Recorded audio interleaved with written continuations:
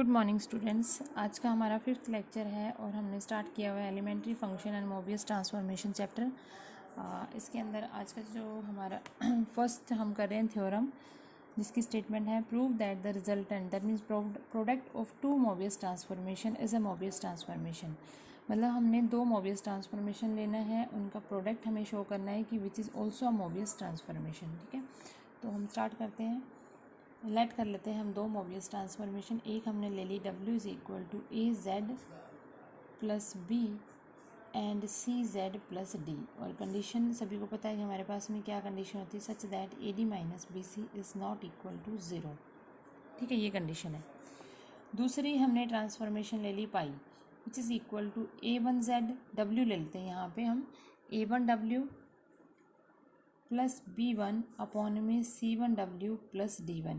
Here is also condition that A one D one minus B one C one is not equal to zero. ठीक है, ये दो हमने Mobius transformation ले ली, we are the two Mobius transformation. अब हमें प्रूफ क्या करना है, हमें प्रूफ करना है कि इनका रिजल्टेंट है which is also a Mobius transformation. So क्योंकि हमने जो सेकेंड ट्रांसफॉर्मेशन लिया उसके अंदर हम डब्ल्यू की वैल्यू अगर पुट करते हैं यहाँ से, तो हमारे पास में क्या आता है, पाई इज़ इक्वल टू आ जाएगा ए वन, यहाँ पे डब्ल्यू की वैल्यू हम पुट कर देंगे which is equal to A Z plus B upon C Z plus D, ये पुट कर दी, and plus B one upon में यहाँ पर भी पुट कर देंगे, this A Z plus B upon C Z plus D. ठीक है, एंड प्लस डी वन, ये आ गया।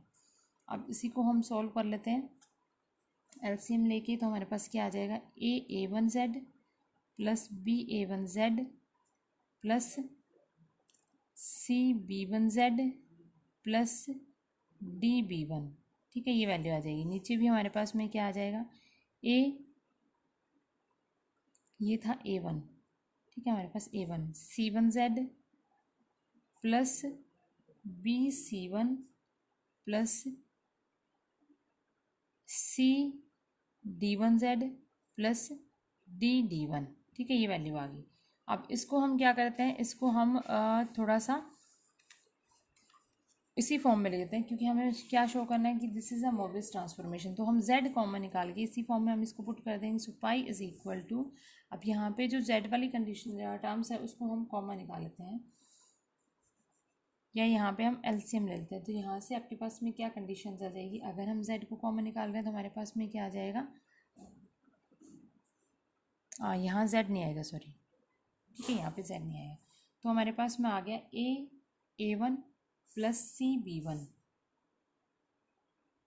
कॉमन निकल गया z प्लस बाकी जो कांस्टेंट वाली टर्म है B A one plus D B one, उसको हम अलग रख देंगे। इसमें भी हम सी z को कॉमन निकालते हैं, तो A C one plus C D one into Z plus B C one plus D D one. ठीक है, ये आ गया।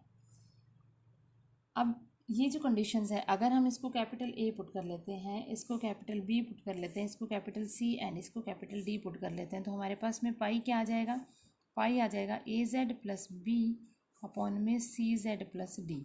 So this is a Mobius transformation. If अगर ये मोबियस ट्रांसफॉर्मेशन होएगी, इज़ अ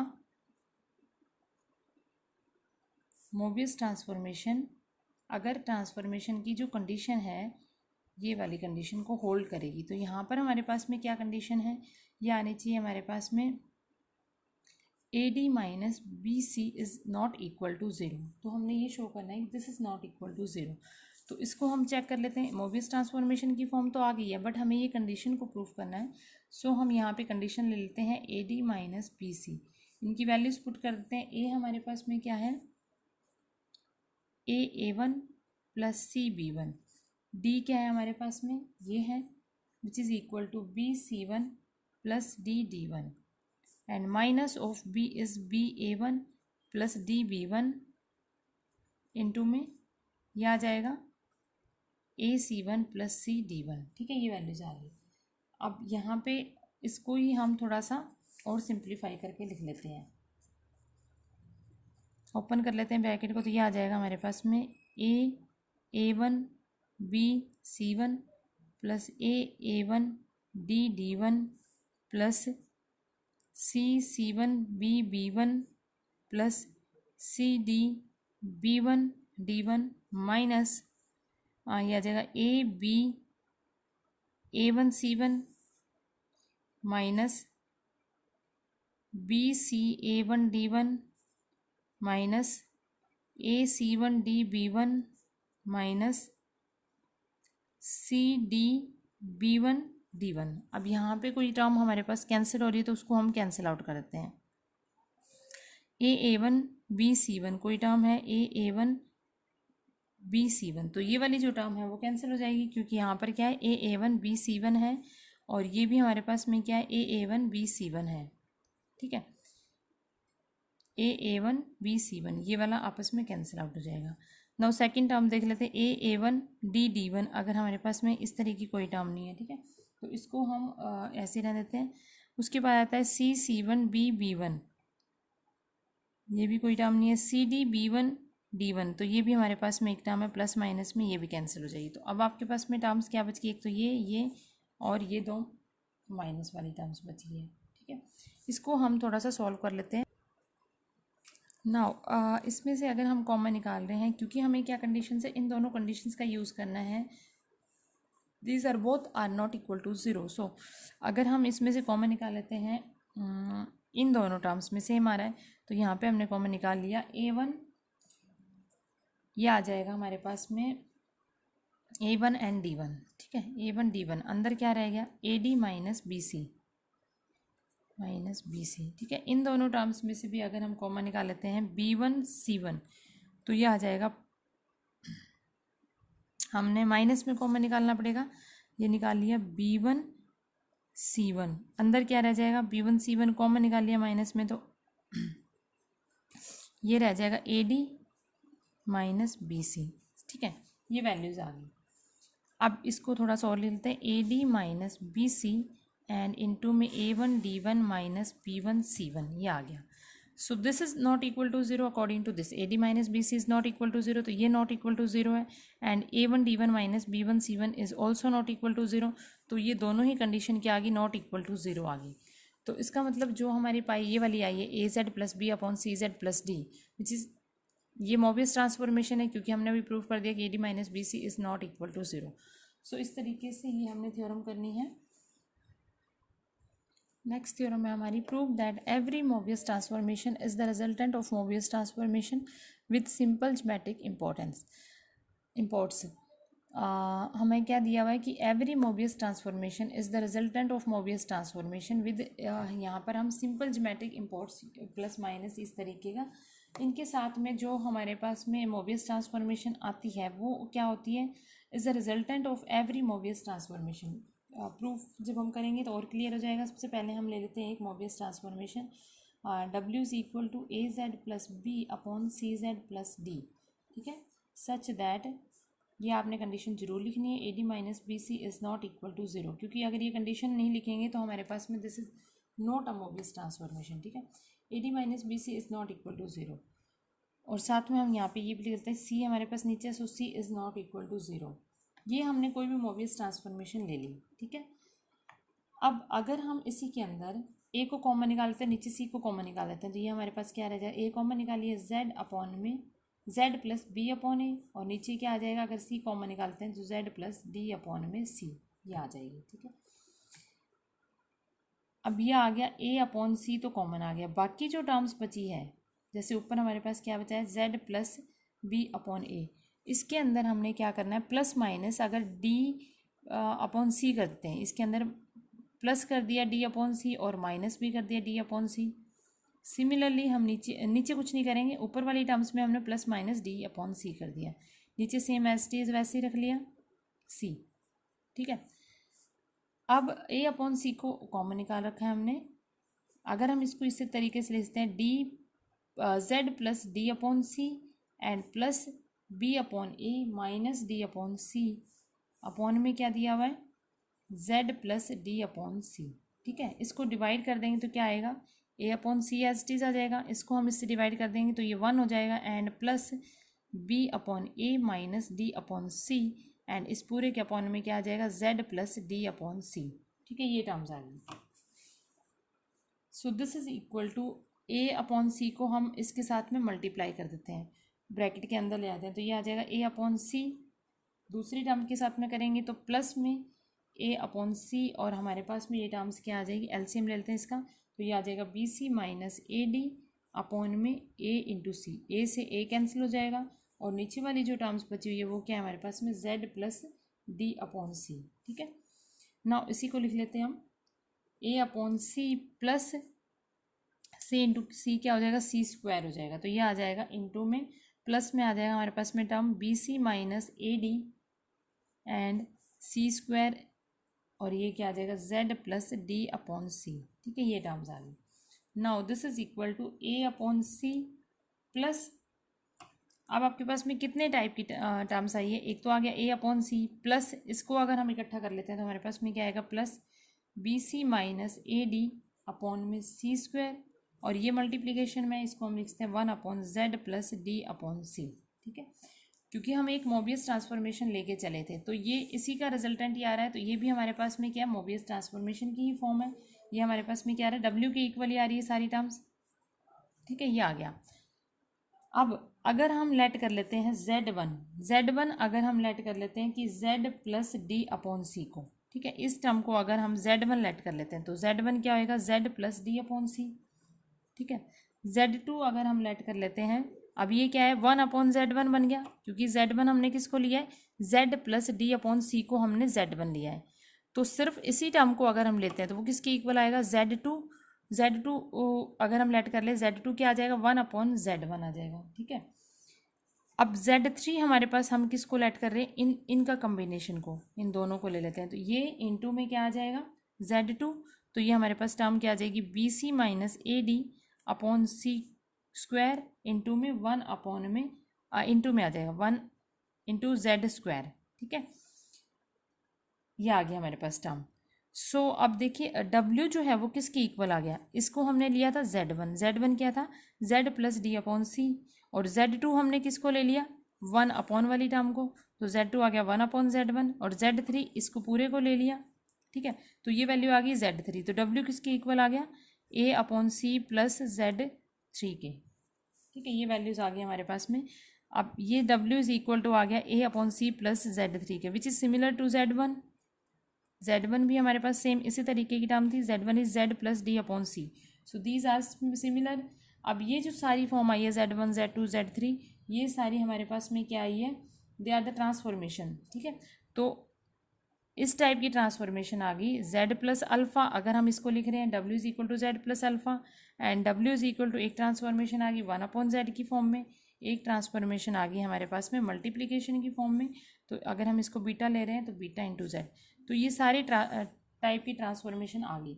सो हमने जो एक मोबियस ट्रांसफॉर्मेशन ली थी वो क्या है, resultant of all above transformation, Mobius transformation. ठीक है, तो हमने यही प्रूव करना था कि जो हमारे पास में मोबियस ट्रांसफॉर्मेशन है is the resultant of the Mobius transformation with simple geometric imports.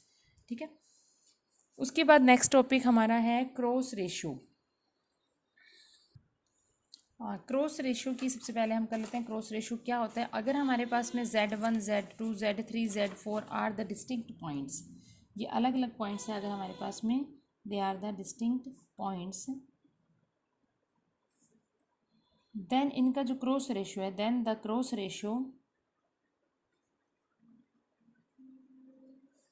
Ratio जो आएगा वो हमारे पास होता है Z1 minus Z2 Z3 minus Z4 upon में Z2 minus Z3 and Z4 minus Z1। ये साइक्लिक ऑर्डर में हम चला रहे हैं 1 2 3 4 2 3 4 1। ठीक है, इस तरीके से याद रखना है, Z1 Z2 Z3 Z4, फिर 2 से ऊपर 1 से स्टार्ट हुआ, नीचे 2 से, और उसको हम साइक्लिक ऑर्डर में चलते जाएंगे Z2 Z3 Z4 Z1। ठीक है, इस तरीके से।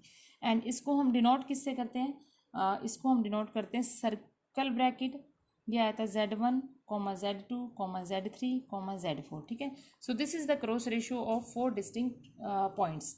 जैसे कि फॉर एग्जांपल अगर हम कर रहे हैं, हमारे पास हम पॉइंट ले लेते हैं 0 1 आइटा एंड -1। ठीक है, तो इनका हमारे पास में जो क्रॉस रेशियो आएगा वो क्या आएगा, ये पॉइंट Z1 है, Z2 है, Z3 है, Z4 है। ठीक है, तो Z1 0 minus Z2 1, Z3 iota plus 1 upon में Z2 1 माइनस आयोटा, फिर Z4 -1 -0। So this is equal to, ये किसके इक्वल आ गया, आयोटा +1 अपॉन में आ जाएगा हमारे पास में आयोटा -1 के इक्वल। -1 से अगर हम इसको 1 माइनस आयोटा है, और अगर हम इसको मल्टीप्लाई करते हैं -1 से, तो हमारे पास में ये क्या वैल्यू आ जाएगी,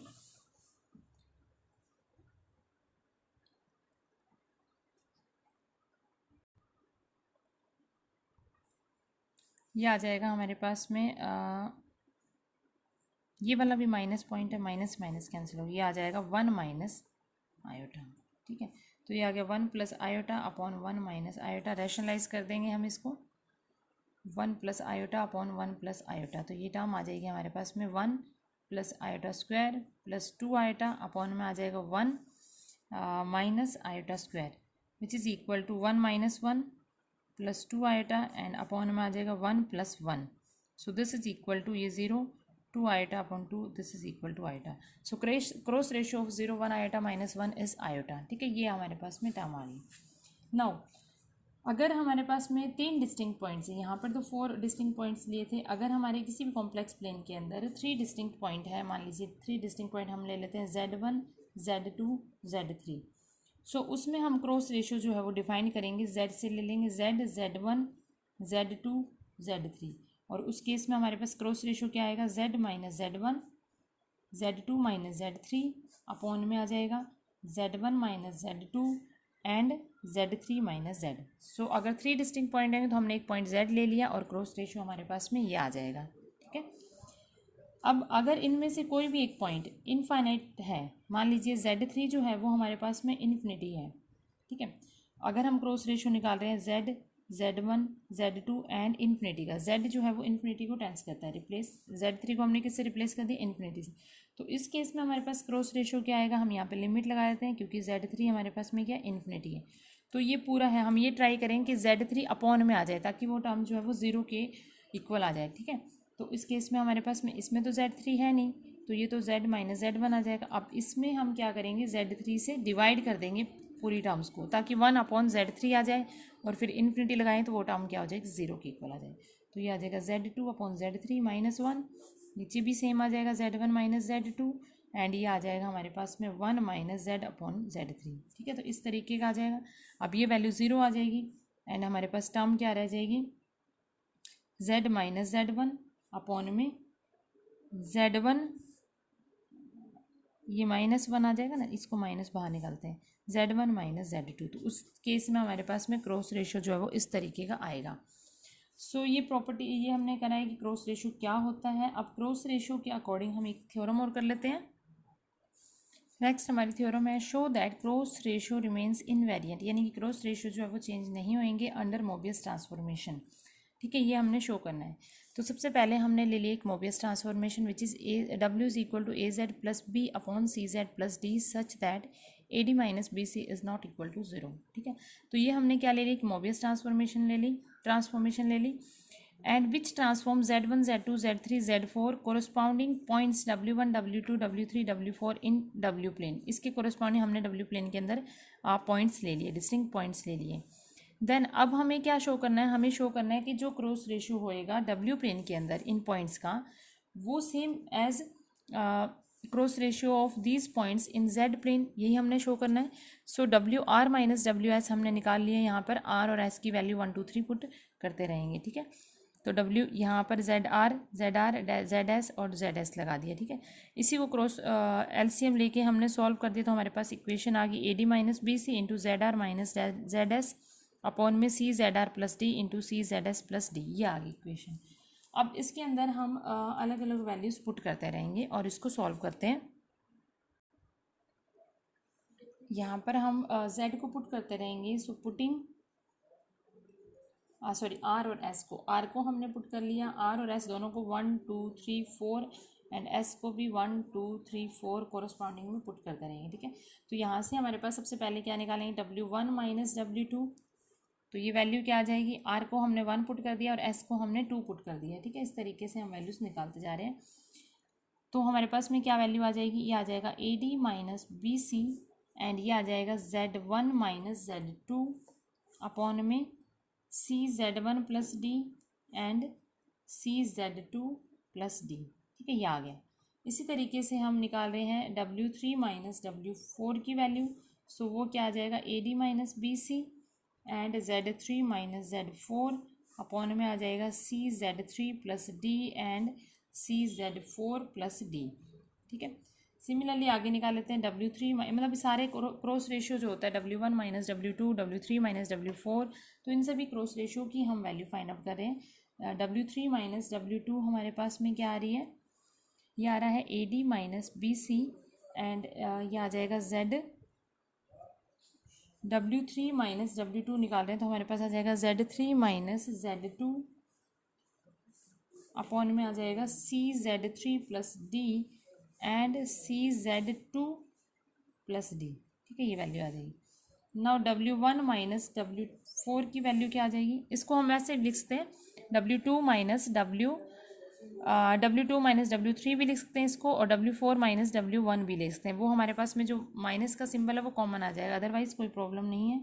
तो हम दोनों तरीके से लिखते हैं, इसको हम W2 माइनस W3 की फॉर्म में एंड इसको हम W4 माइनस W1, ये दोनों ही तरीके से हम फाइंड आउट कर सकते हैं। तो कैसे भी हम फाइंड आउट कर सकते हैं, तो हमने यहाँ पे क्या निकाला है W3 minus W2 and W1 minus W4। सो ये इक्वेशन हमारे पास क्या आ जाएगी, AD माइनस BC यानी यहाँ वैल्यूज पुट कर दिया, this is Z1 minus Z4 upon में CZ1 प्लस D एंड ये आ जाएगा CZ4 प्लस D। ठीक है, ये आ गया। अब क्रॉस रेशियो हम निकाल रहे हैं, therefore the cross ratio of W1 minus W4, नीचे वाला अपॉन वाली टर्म्स निकाल रहे हैं W3 माइनस W2। तो ये वैल्यू हमारे पास में क्या होगी, इनका प्रोडक्ट करेंगे तो ये आ जाएगा AD माइनस BC का तो होल स्क्वायर आ जाएगा, ऊपर टर्म क्या आ जाएगी Z1 minus Z4 and Z3 minus Z2, ये आ गया। ठीक है, नीचे वाली टर्म्स को फिर आपस में क्रॉस इसको भी मल्टीप्लाई कर दिया तो ये आ जाएगा CZ3 प्लस D। ठीक है, एंड ये आ जाएगा CZ2 प्लस D, ये आ जाएगा CZ4 plus D and CZ1 plus D। ठीक है, ये आ गया, ये वैल्यू आ गई। सिमिलरली हम क्या कर निकाल रहे हैं, सिमिलरली इनकी मल्टीप्लिकेशन भी कर लेते हैं, W1 minus W2 and W3 minus W4। तो वो भी हमारे पास में क्या आ जाएगा, AD माइनस BC का होल स्क्वायर एंड ये आ जाएगा हमारे पास Z1 minus Z2 and Z3 minus Z4 upon में वैल्यूज़ क्या आ जाएगी, CZ1, ये इनको आपस में मल्टीप्लाई करें तो CZ1 plus D and CZ2 plus D, CZ3 plus D and CZ4 plus D। ठीक है, ये सेम वैल्यूज़ आ गई। इनको अगर हम डिवाइड करते हैं यानी कि W1 minus W2 and W3 minus W4 upon में W1 माइनस W2 अपॉन में हमारे पास क्या वैल्यू, ऊपर क्या ले लिया हमने W1 minus W2, W3 minus W4 और नीचे वाली वैल्यूज़ में हमने क्या ले लिया W1 minus W4 and W3 minus W1। Cross ratio को हमने 1 2 3 इसी मतलब यहाँ पर अगर W4 माइनस W1 लेंगे तो माइनस कॉमन निकल जाएगा, इसमें फिर क्या आएगी आगे वाली टर्म W2 माइनस W3, उसमें भी माइनस कॉमन निकल के ये टर्म सेम ही आ जाती है। इनको डिवाइड करेंगे तो हमारे पास में किस तरीके की रेशियो आ जाएगा, इस पूरे को डिवाइड करेंगे, नीचे वाली टर्म सेम आ रही है तो वो कैंसिल आउट हो जाएगी, तो ऊपर वाली सेम में हमारे पास में क्या रह गया, ये आ जाएगा, ये भी कैंसिल आउट हो जाएगी तो हमारे पास में रह जाएगा Z1 minus Z2, Z3 minus Z4 और अपॉन में क्या रह जाएगा Z1 minus Z4 and Z3 minus Z2। ठीक है, ये सेम। तो आपके पास में क्या है, ये जो W प्लेन के अंदर डिस्टिंक्ट पॉइंट्स लिए थे उनका cross ratio and Z plane के अंदर जो पॉइंट्स लिए थे उनका क्रॉस रेशियो सेम आया, W1 W2 Z1 Z2, W3 W4 Z3 Z4, W1 W4 Z1 Z4, W3 W2 Z3 Z2। सो यही हमने प्रूफ करना था कि मोबियस ट्रांसफॉर्मेशन के कोरस्पॉन्डिंग में जो हम क्रॉस रेशियो रहेंगे दोनों प्लेन्स के अंदर दे आर इनवेरिएंट। तो ये आ गया, हम इसको लिखते हैं क्रॉस रेशियो को इस तरीके से लिखते हैं circular which is same as Z1 Z2 Z3 Z4। तो ये हमने इसके अंदर प्रूव करना था। कल हम कुछ हमने क्रॉस रेशियो से रिलेटेड थ्योरम करी है और भी उससे एक दो थ्योरम और करिए। इसको आप अच्छी तरह से रिवाइज कर लेना। इसके अंदर किसी को भी कोई प्रॉब्लम है then you can ask me. कल हम करेंगे इन्वर्स पॉइंट और उससे रिलेटेड कुछ थ्योरम्स। Thank you.